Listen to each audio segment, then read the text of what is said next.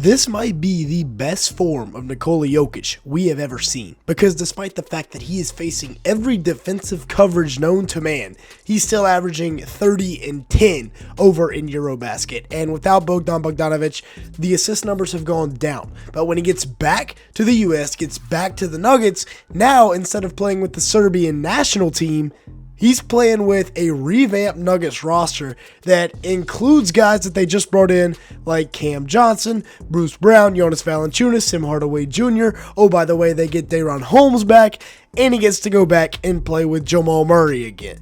Now, what makes this even scarier for the rest of the league is the fact that Jokic has been the best player in the NBA for like the last 5 seasons. He legitimately could have won the last 5 MVP awards if it wasn't for voter fatigue. And voter fatigue has gotten to every NBA legend along the way, or else Bron, MJ, Kobe would all have a few more MVP awards, right? You see the stats he put up last year, 58-42 shooting splits on 4.7 attempts, and still didn't win an MVP award.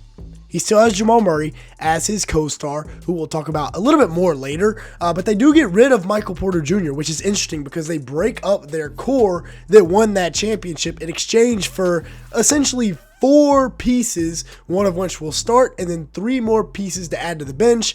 And at the end of the day, this was the perfect addition. You shave off MPJ's $38 million contract and instead go out and get 4 guys for less than that value, right? You bring in Cam Johnson, who's going to be fantastic here in Denver for $21 million over the next couple of seasons. You go out and you bring in a backup big in Jonas Valanciunas for about $10.3 million. And then you go out and get a couple of guys on the minimum that just want to win, right? Bruce Brown coming back to Denver, where he once played and won a ring, for just $3 million. And then Tim Hardaway Jr., another guy here, coming to Denver just to win on a 1-year, $3.6 million deal. And when you look at now what the starting lineup looks like with everybody except MPJ from last year, he is, of course, replaced by Cam Johnson, who should, like I said, bring a lot more stability to that spot. And then, of course, the bench. I mean, we're going to look at it in a little bit here,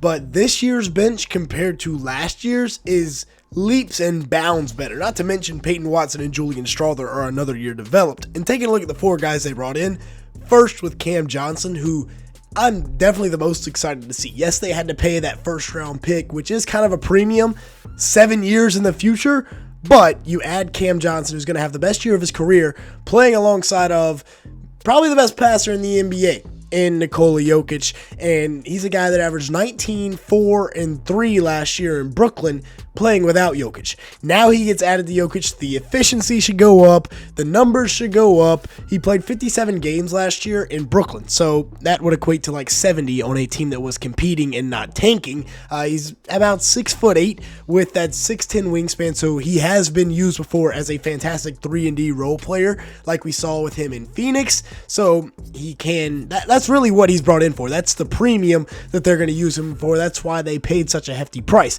Then they get Bruce Brown, who is going to be a really energetic defender off the bench for you, as well as a guy that can go get you 8 a game with like 4 rebounds in 25 minutes. Shot 41% from the field and 36% from 3 last year. So the 3-point shooting will need to get back to where it was with his first stint in Denver. But of course, what he's known for is being that 6th type man starter with, you know, they bring back Christian Brown as well. So the Brown and Brown defense attorneys are here. That might be one of the best nicknames in sports, but yeah, getting him back for Denver is going to be huge. He was already the fan favorite, and now he comes back after going out and getting his bag. They bring in Valanciunas, and I cannot overstate how important it was for them to be able to convince him to stay in the NBA and not go to Europe. Because you got to deal with the best player in the world, and then he subs out, and in comes a 6'11", 265-pound angry Lithuanian, just ready to absolutely punish your centers under the rim. Averaged about 10.5 points and 7.7 rebounds to go with 2 assists in 19 minutes last year. Shot 55% from the field and 22% from 3. So not really anything going from beyond the arc, but down low, he's going to be a monster. He's got a little bit of vision here as well. And off the bench, I mean, he's going to play like 14 minutes a game, but they're going to be a really strong 14 minutes a game. Then you got Tim Hardaway Jr., who they bring in from Detroit, and he's a guy I'm excited for because he can take over a game, right? He averaged 11 points, 2.4 rebounds, 1.6 assists on 41% shooting from the field, 37% from three, but he's as streaky as they come. He'll have 2 or 3 games where he puts up 20 a night, and then he'll have 4 or 5 games where he scores maybe 20 combined. So he's a guy that is the wild card for Denver, but he can be an X factor in a playoff series or down the stretch in the regular season. Overall, this was their bench unit heading into last year. Dario Saric retired, Russell Westbrook is still unsigned, and Jalen Pickett is the 13th man this year.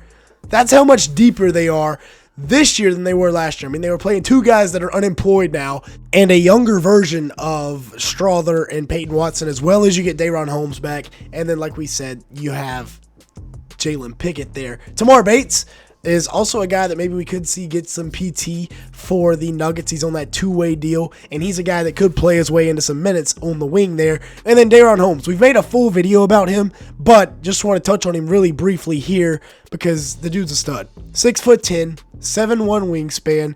Really could be the best backup center in the league in a couple of years from now, and that's just because he plays alongside of Nikola Jokic. 20.5 points a game in his senior season at Dayton to go with 2 blocks on 54% shooting from the field, 39% from 3 on 2.6 attempts. So he's a guy that can do it from every spot on the floor, hitting a post fade right there, then coming off the pick and roll and getting to a spot in the mid-range right here, knocking it down, and then right here he's going to spin baseline and go with a 2-handed jam for the flush. Once again, getting to a spot in the mid-range and knocking down the jumper and then being able to hit the 3-ball. Very underrated part to a backup center in the league. Of course, Jamal Murray, who has come under a lot of scrutiny from Denver fans, and I think it's very unfair what he's had to go through. Last year averaged a normal Jamal Murray stat line, just under 22 a game with 6 assists and 4 rebounds. He also shot 47% from the field and 39% from 3 on 6 attempts. A very normal Jamal Murray year. But fans are out here complaining, saying that, he doesn't deserve the money he got because he didn't rise up in the playoffs like he normally does. And this is a duo that is more than capable of winning you a championship in the modern NBA. Don't get it twisted. Yes, Jamal is on a 4-year, $208 million deal, but you can pay 2 guys maximum contract money. The thing is, you can't pay 3. So now that they get MPJ off the books, their depth is back to where they want it. And in the playoffs last year, he still averaged almost 23 a game with a little under 6 assists and 5 rebounds. Shot 45% from the field and 38% from 3. And all things considered, with everything that Oklahoma City was throwing at him, it's not bad whatsoever. The Clippers also had phenomenal perimeter defense. Then you have Aaron Gordon, who hats off to him for what he did in Game 7 of the playoffs. That incredible toughness right there. Christian Brown, the $30 million man, who they just extended long-term last season, is now back and will be looking to take another step next year. So yeah, it's up to Nikola Jokic. And like I said, I think this is the best version of Nikola Jokic we've ever seen with what he is doing overseas right now in Eurobasket, dominating for Serbia. Yes, they just got upset by Finland, but still, he has been a monster for them all tournament long.